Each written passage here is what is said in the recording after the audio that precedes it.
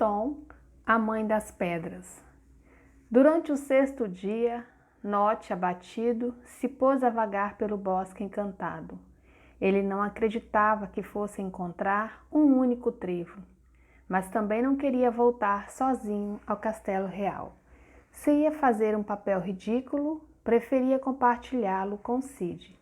Além disso, custava-lhe tanto reconhecer seus erros e fracassos que resolveu responsabilizar os outros. Sou vítima de um erro ou de um engano de Merlin, dizia a si mesmo. O sexto dia foi o mais cansativo de todos que Nott passou no bosque. Embora tenha caçado muitos animais raros e descoberto plantas exóticas, não aconteceu nada de especialmente relevante. O pior era uma sensação que o deprimia muitíssimo. Estava convencido de que não teria sorte na vida. Do contrário, já teria encontrado o trevo mágico. A não ser, claro, que Merlin o tivesse enganado. Mas se Merlin o enganara, por que não voltava para o castelo? Por que, no fundo, continuava esperando? Esperar significava dar razão a Merlin e continuar confiando na sorte. Por outro lado, quanto mais esperava, mais tinha certeza de que a sorte não chegaria. O que ele estaria fazendo de errado? Por que era tão desgraçado? O prazo ainda não se esgotou. Eu mereço sorte. Sou especial. Mas depois de todos esses dias aqui, não parece que encontrei o trevo, ele dizia a si mesmo. Assim transcorreu o dia do cavaleiro do corcel negro e da capa negra. Como não havia nada mais a fazer, ele decidiu procurar Stone, a mãe das pedras. Queria confirmar com alguém mais o que já sabia, que no bosque encantado não nasceria nenhum trevo mágico, que ele não era uma pessoa de sorte. Não é de se estranhar que Nott agisse assim, pois este é um traço curioso de quem pensa não ter sorte. Procurar outras pessoas que confirme sua forma de ver a vida. Ninguém gosta de ser vítima, mas se colocar na posição de vítima, aparentemente, é só aparentemente, nos exime de toda responsabilidade por nosso infortúnio. Stone estava no cume do penhasco dos penhascos, uma montanha inóspita, toda feita de pedras. A escalada foi penosa. De lá, via-se quase todo o bosque encantado. Nott pensou que gostaria de encontrar Cid para lhe perguntar se também queria voltar logo ao castelo real. Ao chegar ao cume, o cavaleiro encontrou Stone, a mãe das pedras, falando com outras pedras. Stone se dirigiu a ele. Olhem só, um dos cavaleiros que andam procurando trevos. Há 4 dias que não se fala em outra coisa no bosque. Encontrou o trevo mágico? Perguntou ela, dando uma risadinha alegre. Você sabe que não, respondeu Nott, visivelmente aborrecido. Diga-me, Stone, é verdade que não há nem haverá um trevo mágico de 4 folhas neste bosque? Ou será que há algum por aqui entre estes penhascos? Não é possível, não é mesmo? A mãe das pedras se esbaldava de tanto rir. Mas claro que não. Como você quer que cresçam trevos entre as pedras? Dá para ver que você está ficando transtornado depois de tantos dias vagando pelo bosque encantado. Você devia ter cuidado. Se passar muito tempo aqui, vai acabar enlouquecendo. Como quase todos os humanos que andaram por este lugar sem um objetivo claro. Não, aqui não há trevos. Os trevos mágicos de 4 folhas não podem nascer onde existem pedras. Nott desceu devagar o penhasco dos penhascos, ouvindo durante todo o percurso as gargalhadas de Stone. Já não havia mais nada que pudesse fazer. Seu temor finalmente tinha se confirmado. Não terei sorte, pensou. Logo lembrou-se de Cid e se alegrou com amargura ao pensar: aquele outro louco tão pouco encontrará o trevo mágico, por mais que ande pelo bosque. Imaginar o fracasso de Cid o tranquilizava, o consolava e até o deixava contente. Se não há um trevo mágico para mim, também não haverá para ele, disse em voz alta, com raiva e convencido de suas palavras. Em seguida, montou em seu cavalo e partiu em busca de um lugar para dormir. Ao se levantar de manhã, Cid percebeu que o trabalho da noite anterior surtira bons resultados. Ouviu um lindo espetáculo, a névoa se dissipando e dando lugar a raios de sol dourados que iluminavam a terra que ele havia colocado ali no primeiro dia. Assim, pôde comprovar, para sua grande satisfação, que o sol e a sombra penetravam por igual em cada um dos palmos da terra nova. Sentia-se verdadeiramente orgulhoso e feliz. Tinha renovado a terra, podado as árvores para que o sol pudesse chegar até ela e também umedecido o solo. Como aquele era o último dia, ele tinha que decidir exatamente como empregar seu tempo. Uma vez que tomara todas as providências que considerava necessárias, o melhor agora era verificar se restava algo a fazer. Como ele mesmo dizia, o copo estava meio cheio, portanto, precisava saber como enchê-lo por inteiro, caso tivesse acertado o lugar em que o trevo mágico nasceria, como Merlin dissera.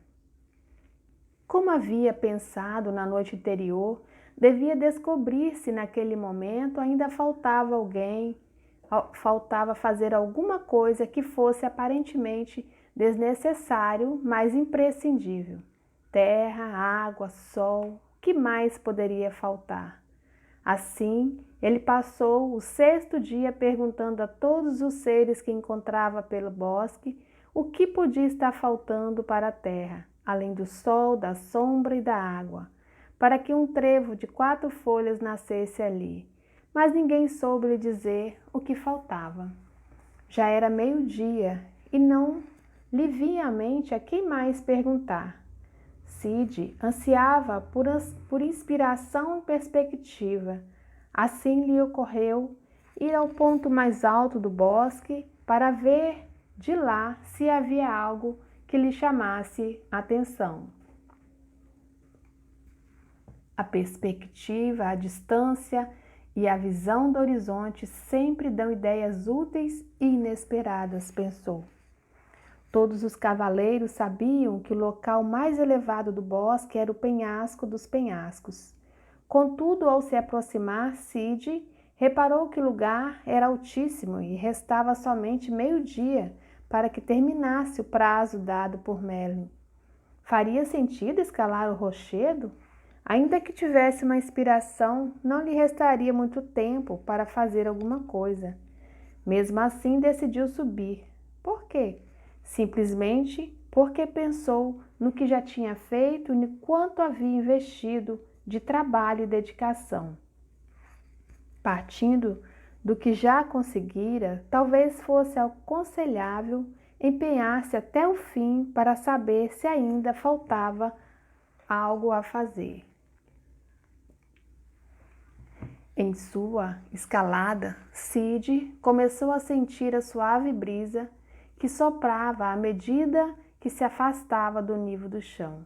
Finalmente chegou ao cume, sentou-se e passou a olhar o horizonte em busca de inspiração. Nada. De repente, uma voz o assustou. Ela saía da pedra debaixo de seus pés. Era Stone, a mãe das pedras. Você está me amassando.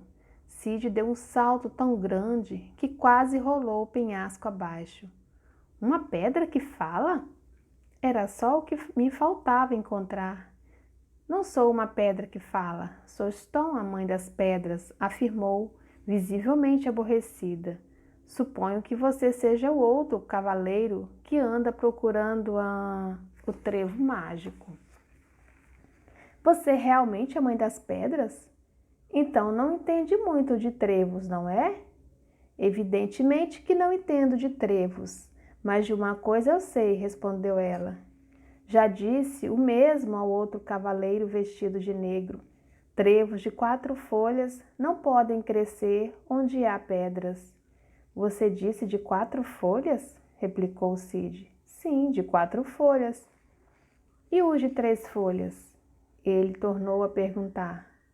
Os de 3 folhas, sim, podem nascer em solo pedregoso, mas os de 4 crescem com menos força e por isso precisam de um solo totalmente livre de pedras que impeçam seu crescimento. Esse pequeno comentário sobre a diferença entre o trevo de 3 e um de 4 folhas poderia parecer banal para muita gente, mas não para Cid. Estava certo de que, em geral, os elementos-chave só são descobertos nos pequenos detalhes. No óbvio e no conhecido, dificilmente se encontra resposta para o que é aparentemente desnecessário, mas imprescindível. Claro! Como não percebi isso antes? Muito obrigado! Agora preciso ir embora, pois tenho pouco tempo. Cid desceu depressa o penhasco dos penhascos. Precisava correr a toda velocidade, pois não havia tirado as pedras de seu pedaço de terra. Ao chegar, ainda restavam 2 horas de sol. Ele removeu todas as pedras, uma a uma. De fato, o local estava cheio delas. Se por acaso aquele fosse o lugar certo para que o trevo mágico brotasse, isso seria impossível por causa das pedras. Cid percebeu como era importante valorizar e reconhecer o que tinha alcançado, o que ele definia como a parte já cheia do copo, assim como se concentrar no que pudesse estar faltando. Isso sempre o havia ajudado a seguir adiante. Mesmo quando parece que a pessoa já fez tudo e que não há mais nada a fazer, se ela mantiver a atitude adequada, se permanecer disposta a saber se ainda falta algo a fazer, sempre encontrará uma pista para um bom caminho. De fato, foi isso que aconteceu. Que bom ele não ter deixado a poda dos galhos para o dia seguinte. Caso contrário, nunca saberia que era necessário retirar as pedras. E mais uma noite Cid dormiu perto do espaço que criara, e uma vez mais imaginou o belo trevo mágico em todo o seu esplendor, no centro da terra que ele havia preparado, iluminado, regado e livrado das pedras. Antes de adormecer, imaginou estar segurando o trevo nas mãos. Sentiu sua suave textura ao encostá-lo na parede, sua intensa cor verde, suas belas folhas desdobradas. Ele chegou até mesmo a sentir o agradável cheiro de clorofila que o trevo mágico exalava. Era tudo tão real que pela primeira vez ele teve certeza de que o trevo nasceria ali. Era capaz de imaginá-lo e podia senti-lo com toda a riqueza de detalhes. Isso lhe fez muito bem e assim foi tomado por um profundo sentimento de serena alegria e paz interior. Acontecesse o que acontecesse no dia seguinte, ele saberia. Disso também tinha certeza. Logo ficou tudo escuro. Restava somente uma noite. Era a véspera do dia em que deveria nascer, no bosque encantado, o trevo mágico de 4 folhas, o trevo da sorte ilimitada. Sexta regra da boa sorte. Às vezes, mesmo que as condições favoráveis estejam aparentemente presentes, a boa sorte não chega. Procure nos pequenos detalhes, o que for aparentemente desnecessário, mas imprescindível.